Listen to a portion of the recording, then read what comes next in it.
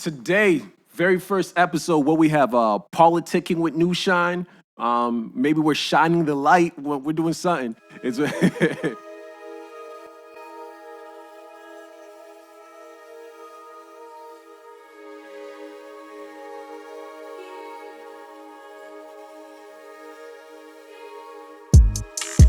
I'ma get it on my time.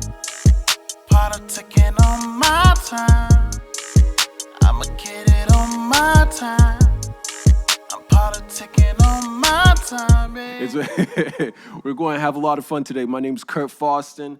I'm here at Nushine Studio, our first podcast episode where we're just going to talk about everything in life, whether it's the community work, what's going on in the world, what's going on in music, sports, you name it. More than likely, we're going to talk about it.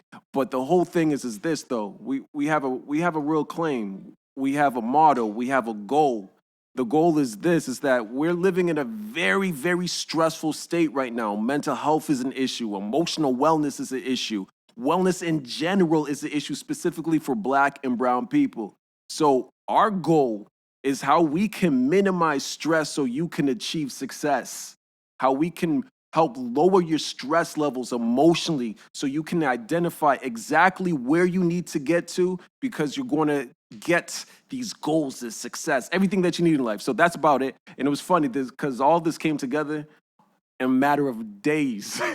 I think you called me, what was it, last week, right? Last week or this week? Yeah, we called you, last week just to make sure that we could get it because we know that you was the perfect guy. Yeah, I think it was Friday. Friday, was something like today's Wednesday. Yeah, it happened in a matter of days where I got the phone call from Alton, from Jeff. They both hit me up saying, let's put this together. And we made it happen. It's about entrepreneurship. It's about success. So I'm really happy about this. Really happy about this. And more particularly, it was like so good for us to get you and Russell here because there's so many things going on in our community. We want to shine light onto it. It's kind of, it's so important. Yeah. So to kick it all off for you, Kurt, let's hit you with some Did You Knows. Hit me up with one. Go ahead. Did you know? No. Did you know?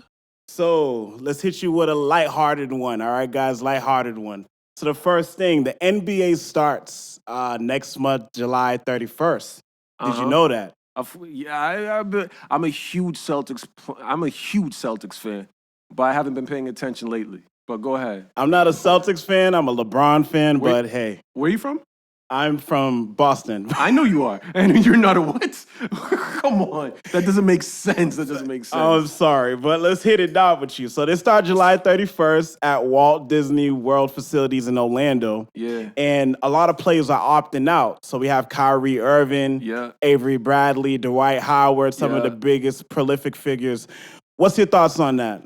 I mean, it's interesting because we already know they're in a union, so even though they want to opt out, I don't know if they actually have a choice if the union already agreed to it, right? If the union agreed to it, more than likely they're going there.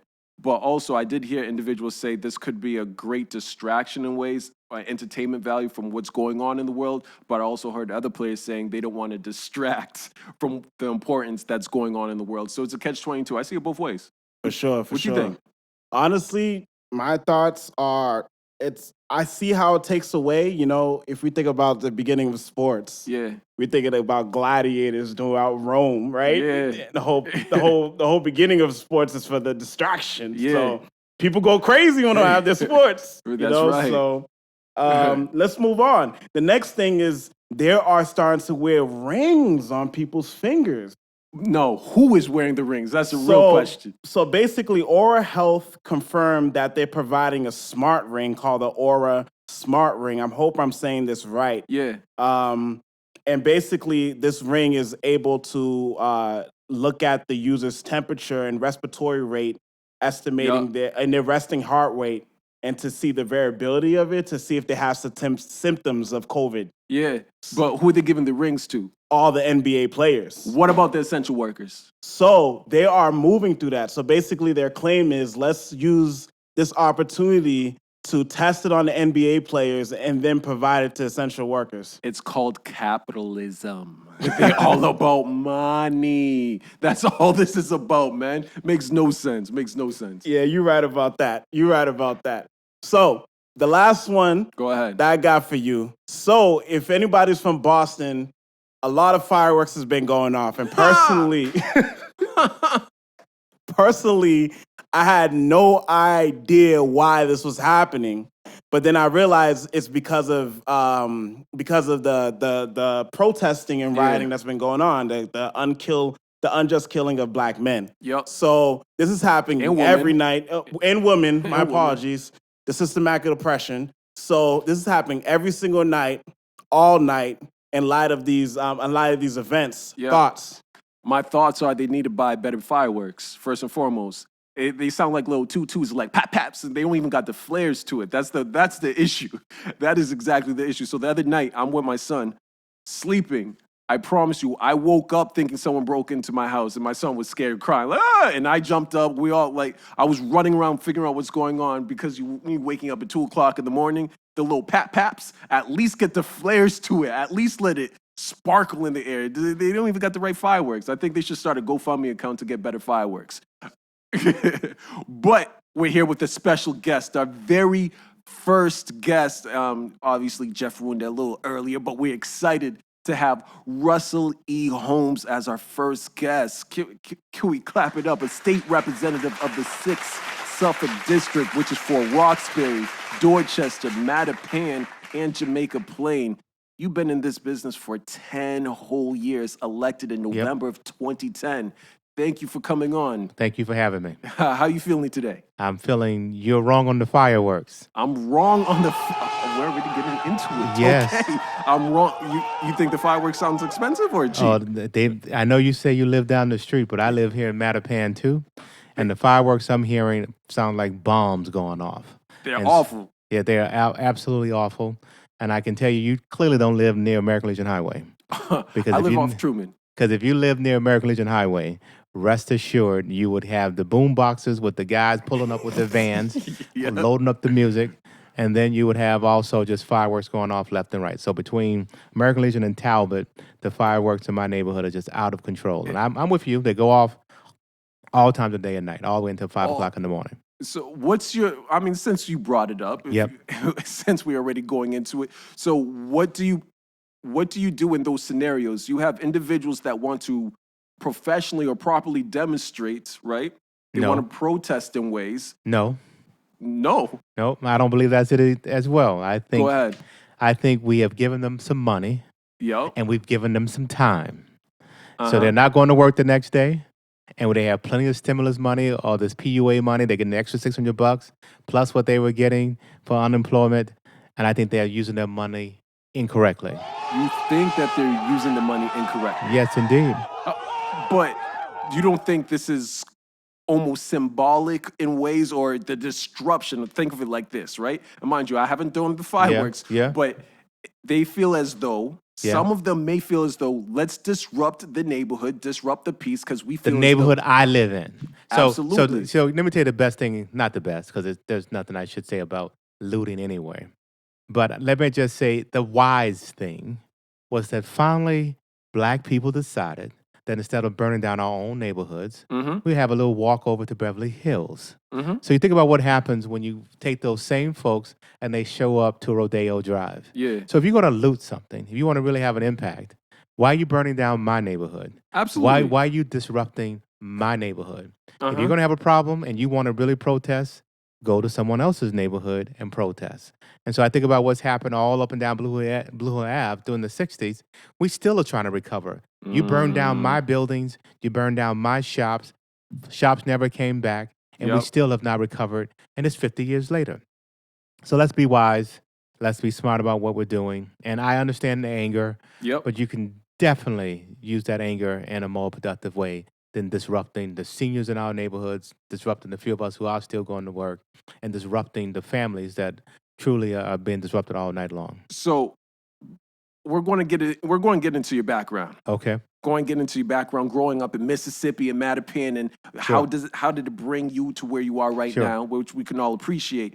But quick question: in your position, would it be right for us to provide a platform in ways for them to properly demonstrate then, or properly protest? Because if someone doesn't feel as though they're given an opportunity or a platform for their voices to be heard, or they feel as though when they are speaking, it's met with oppression in some way, shapes, or form, now they're taking into their own hands. Mind you, I don't agree with the fireworks because there, like I said, is a disruption. It's been So when you say in my position, let me say this. Yes. It is an honor to represent the neighborhood I grew up in. And it has become clear to me that all of these activists don't even invite me to their protests. And part of it, I think, is because they very much want to be the star of the show. I don't think this new generation respects the other generations. It's like, move out the way. We have our own voice. Our voice should be louder than yours. And so they have an open platform. You guys do everything you want to do. Yep. You can go march downtown. You can go loot downtown. You can go on Facebook, Twitter, WhatsApp. You do all of these different things that the sky's the limit. Yep. So you have the sky being the limit to you. Why do you now need to come to us who you're not listening to and disrespecting our neighborhoods, the neighborhood we've been fighting for generations? We have never fought for us to be up all night long. So I think you have plenty of avenues. And our problem is we have a community that loves many of these young folks and don't want to arrest them. Literally, we are having conversations in community meetings saying, how do we solve this? We don't want to have the police come and arrest anyone. Yeah. And we still want you to have this freedom, but we think it's very disruptive to all of us. And so I can tell you, meeting after meeting after meeting after meeting that I go to, even if they all are on FaceTime or on Zoom, that is the number one issue I'm hearing. Fireworks. Okay. Quality of life. So with that being said, because I thought you brought up a great point, is the separation between the generations. You have the younger, you have the older, and the individuals who may have the platform right now are not inviting the older generation or individuals who are in your position to the conversation to help almost find a solution to a lot of the problems we're having. So literally, I have to sit back and watch you guys' press conferences, watch your FaceTimes. My staff sends me things so that I can make sure that I'm hearing and representing people and representing the folks. And so it's just interesting to me that you show up at the State House and don't call me and say you're coming to the State House. Yeah, I get what you mean. If you coordinated that you're coming to my building, I can tell you the right day to come. Like when people show up at the State House and they say, well, the State House is closed, well, why wouldn't you call your state rep and say, hey, I'm going to be there at a certain day at a certain time. How do we coordinate an inside-outside game? So with that being said, what's your thoughts on the BLM organization or youth organizations or potentially bringing them to the table to have these level of conversations? So I can tell you Tito Jackson is a very good friend of mine. Obviously, he knows Monica Cannon. They're very good friends as well. And I've talked to Tito multiple times to just say, Tito, continue to just be the conduit. I'm not going to try to ever upstage anyone as she's organizing all the Black Lives Matter activities, so much of it here in the city. She has a great relationship with many of those folks in the organization. I've actually tried to attempt to have Black Lives Matter at the Mattapan Library, and they kicked me out of the meeting. They kicked the police out because I brought the police, because I thought initially, this was years ago, that it was a conversation about how do we come to some solution. And the solution for Black Lives Matter at the time was we don't want the police. And so we're trying to, so this defund the police conversation isn't a new one. And so bring me into any conversation, I'm going to be supportive. So overall, though, are you like... Black Lives Matter sign is in my front yard. Okay. You let that be known. I like that. I like that. You let that be known. So, for example, Monica did a great job. I think, what was it, last month she got... Was it last month she got like 55,000 right there in Franklin Park? Well, that's what she said she got. I'm not sure what the number was, but I'm just simply saying if you can rally that many people together, listen to me again, please. Of course. No, I'm saying to her and anyone else. Oh, listen. If you're going to get that many people together, make sure there is a census booth right there to make sure all these folks do their census. Make sure there's a voter registration booth right there. Our power comes in not just in organizing and coming and giving speeches. It also comes in, let's make sure we mobilize at that moment to do the things that we know we're going to need in the future. So there are just some simple things that I would like to just be incorporated, but that won't matter unless I'm asked. And I share my opinion only when I'm asked. Okay. This is interesting. I've personally seen her I've personally seen her multiple times do some amazing work in the community. But I see what you're basically challenging, saying, could we add something that will push the conversation a little bit forward? I'm just simply saying that we in the legislature make decisions for all 6.8 million people in this Commonwealth. We just voted today that Juneteenth will now be a holiday in Massachusetts. Okay. We just voted today on $4 billion. You know, you think about what we're trying to change, wouldn't you want to make sure you are very well coordinated with us? And so we have a group now that from Ayanna to the city council to the state reps to all of the county folks, we're together every week on a Friday. We talk every week to all of the elected of color. And let's just try to be more coordinated, I guess is all I'm saying. I love her work. So question for you in bills. I know you passed some important bills. Not passed yet, the ones that are most important, but yes.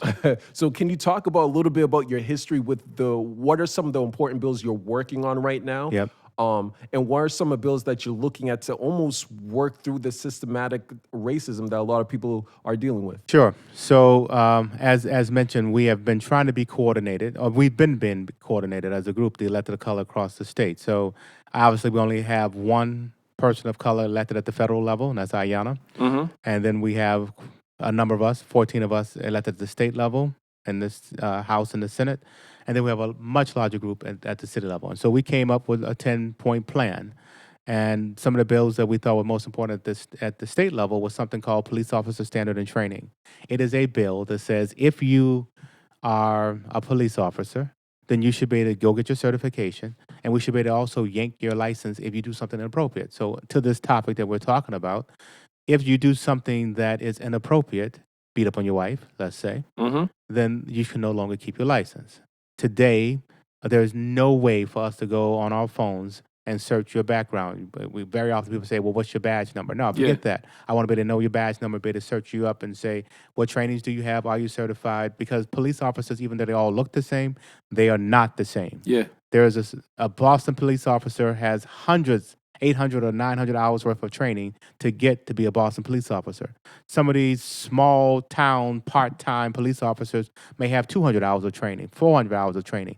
That's not the same police officer. Yeah, I get what you But mean. he shows up with a badge and a gun and mostly white. And so you look the same to me, but you really are not the same, because if you don't get that more training, rest assured, I know you don't have competency around different ethnic groups. Rest assured, I know you don't have de-escalation, because the basic training you're getting is about how to shoot your gun and how to just do the law. No, I want someone with a certain level of training. So is it just the training? Because I'm just respectfully challenge it. No, how about the hiring practices? Oh, so my next bill of the 10 is something called civil service. So what happens today? So of our 10, I think number one for us is to be able to decertify. We're only one of 4 states that do not decertify and take licenses or certifications from police officers.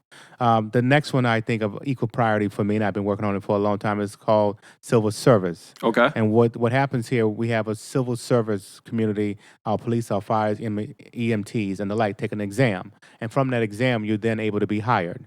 But somewhere in this process, the veterans have gamed the system. What do I mean? 100 years ago or so, well, of course, if someone came back disabled from World War I or II, we wanted to make sure that we took care of them. Well, unbeknownst to us, 100 years later, these will be the highest paid people we would ever be hiring in our civil service. And they have made sure that almost all of them are returning veterans. And then they're, like with fire, they are disabled veterans.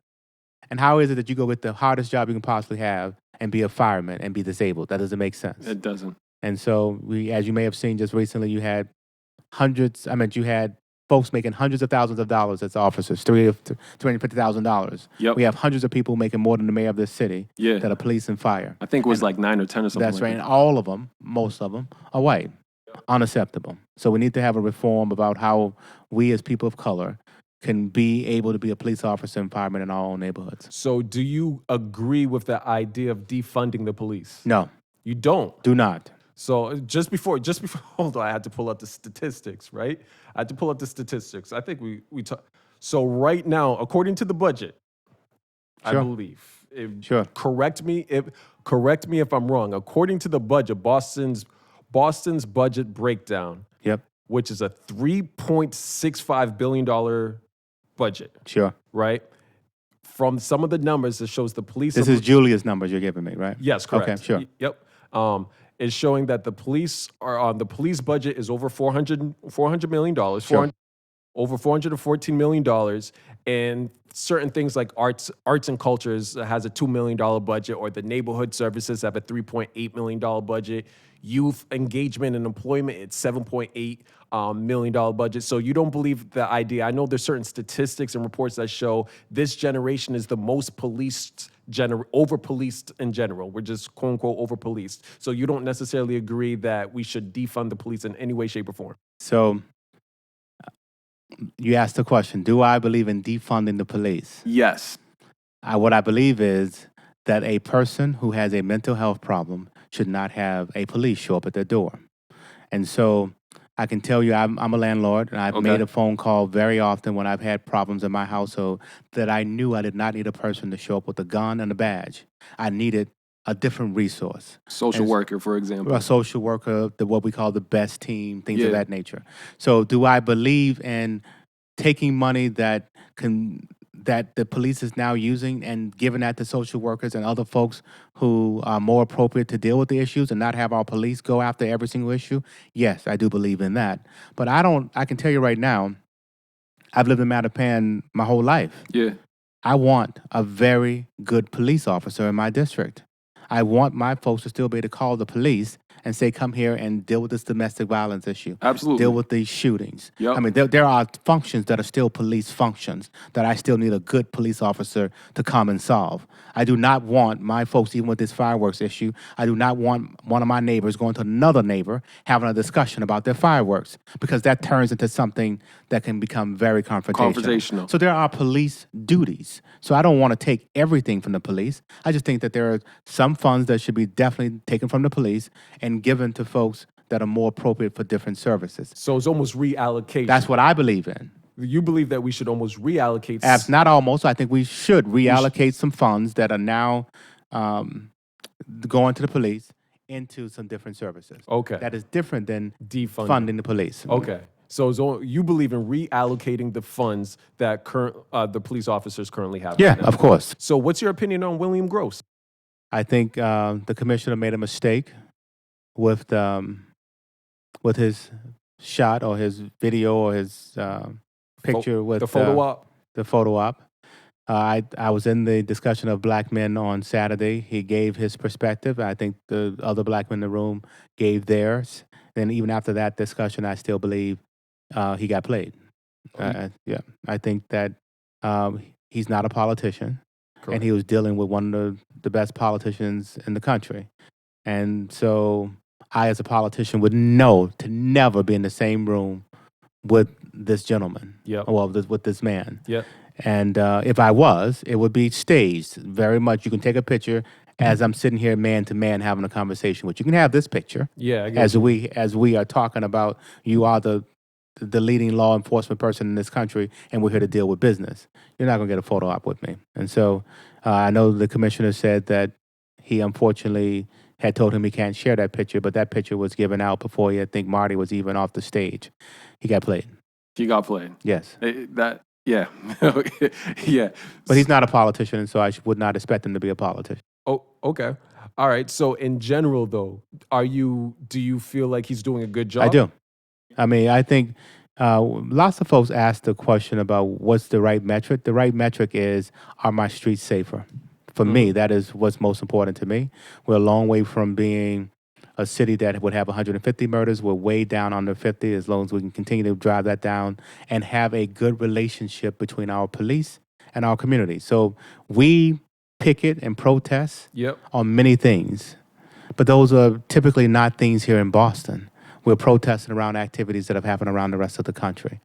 And so I think Commissioner Gross is very passionate about making sure the police is appropriate in our communities. So we're going to jump into some questions that we have from the users. But is there something right now that you're not satisfied or you're not happy? What's one change that you would like to see in the city right now, especially within the politicians? There are hundreds of changes that I would like to see. So I can tell you something that annoys me right now. It annoys me that we've made no decision about cleaning our streets. You said cleaning? Cleaning all the streets. It annoys me that when I walk down my streets are filthy. Right here in Mattapan Square is crazy. Because of the fact that we are trying to still make some provisions to make, because people are all at home and you can't park, and we don't want to force people to move their cars. But at some point, we have to make sure we clean up our streets. Our streets are filthy. Yep. And so, I mean, but I can enumerate many, many things that I would change if I were mayor. But I'm not mayor. I have a different role. My job and my current role is to make sure the city gets the resources it needs. I know a lot of people are not too satisfied with Mayor Marty Walsh. Would you ever want to go in that position yourself? I have a plan politically that goes into age 55, meaning I'm 50 now. In 5 years, I've been encouraged very often to run for governor or mayor. I'll consider that on my plan, unless the Lord changes it and says, I want you to go sooner. But my wife retires in 5 years, and we'll be where we want to be financially in 5 years, where I can take a risk of that magnitude of mayor for governor. And I would say at 55 is also just a great age, middle of life, that I have, I think, the breadth of experience that's important to be the executive of the Commonwealth or the city. Oh, that was a good political answer, my man. I love that. I love that. How about the truth? That's man, the truth. I love that right there. So what I'm going to do, I am going to share some of the questions that we got from people in the streets. Sure. Can you just put it in the mic? Give it to him. We'll edit it in. And let me tell you something else. Go ahead. Tell you something else I'm very annoyed by. I grew up in this square. I have never in my life, in 50 years, I'd never seen what I just saw. I just saw 6 ladies sitting on this bench in front of my bank that I grew up with when it was Shelman, out here like they're dudes sitting here drinking on this bench. I've never seen that before in my life, where you have 6 senior ladies just hanging out like that. So I'm disappointed that we've gotten to that point, that's happening right in the heart of Mattapan Square. Well, if you really look at it, we're dealing with I believe, which is going to be the next epidemic, is a huge epidemic, which is mental health and emotional wellness. Yep.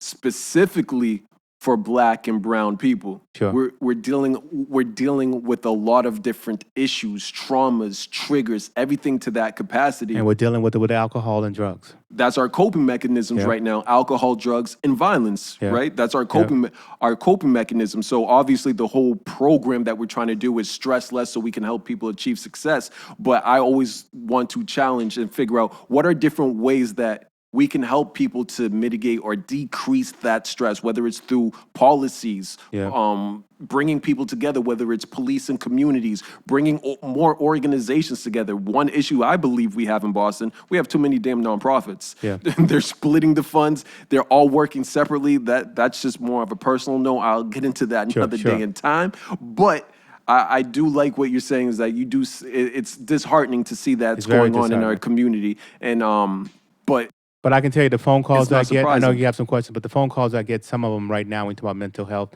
I've literally this week at the State House gotten phone calls where people are literally screaming in my phone and the message saying, this is happening, and they're screaming, please come help me. And so I can feel the mental stress and trauma happening, and it is depressing. It is depressing. Oh, all right, I'm going to pass you the phone and let you just press play on some of the questions we got from people in the street.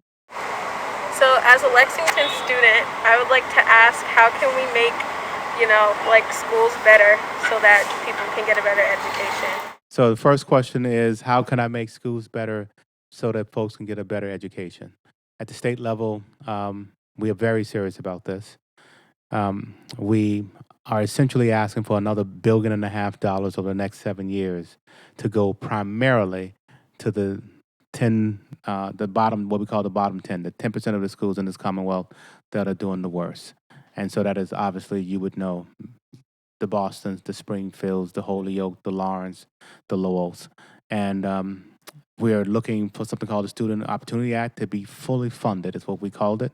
And we're going to begin by getting the money to these neighborhoods that we think are important. So do you have a big opinion versus public schools and charter schools? So I'm a state rep, which means that every student is mine. Whether or not they're in a charter, public, parochial, pilot, all of them, I'm responsible for in some way or another in the budget. And I want all of my families to have an opportunity to make a choice.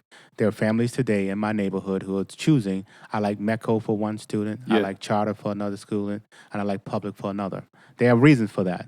Like if you're going to go to a public school and you have an IEP, that's probably where you get the most amount of resources. But if you have a superstar student, you might want that student in a METCO or in a charter.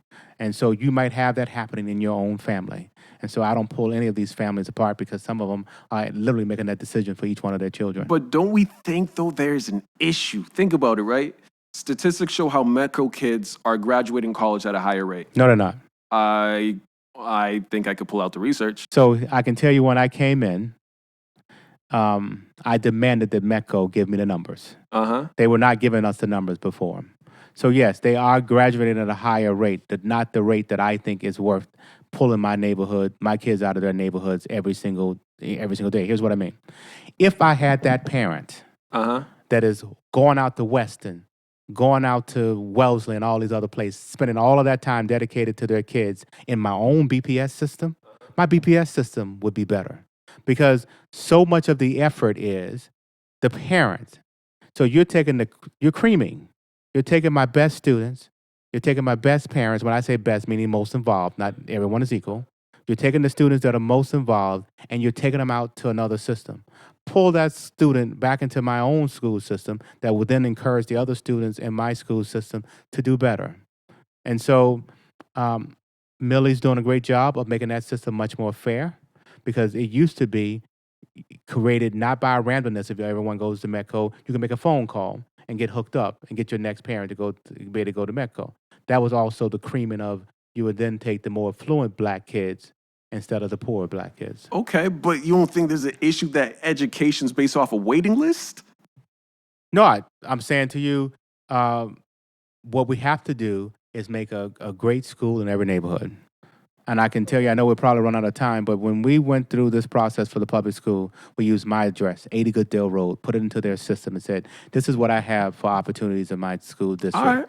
This is unacceptable. I want better schools in my neighborhood. Okay, I know I'm big on the education, so I get no problem. It's a good one. Let me pull up the next video for you. Why there's no better quality restaurants around the way, better food and whatnot, instead of fast food and all that? Okay, so his next question was about why there are no quality restaurants in Mattapan. Let me tell you. No, let me just tell you. This is something that I've been working on for almost 20 years. I can't force a restaurant into my neighborhood. I cannot force a store to come into here. This is all private business. But Ayanna Presley, myself, and others, we said, well, one of the primary drivers for a restaurant is the liquor license. Yeah. Because that's where truly the money is made. Yeah. So literally, we crafted a plan to get 50 liquor licenses, all with the intention of trying to get a liquor license into Mattapan and to certain other areas here in Dorchester and the like. And we said these liquor licenses will come at a reduced price. So instead of you going on the open market paying $300,000, you can get this liquor license for, I think it was $5,000 or $10,000. And so we marketed hard, Mattapan, and other neighborhoods. But I'm Mattapan. I was most focused on Mattapan. And we did not get one application. All 50 licenses went to other places, knowing that this whole goal was to target and get a reduced price liquor license with a restaurant attached to Mattapan Square. And I even made phone calls to people who were business owners, who were people of color, and say, how about considering this liquor license over in the Mattapan? So we're going to still consider it again. And this time we're going to lock in those licenses. We're going to say, if we're expecting 5 licenses for Mattapan Square and no one applies for them, all we're going to do is say, you can't have them across the rest of the city. It is one of the most serious problems I think we have. I mean, everything feels like it's about to change because there's certain talks that Mattapan's about to get gentrified.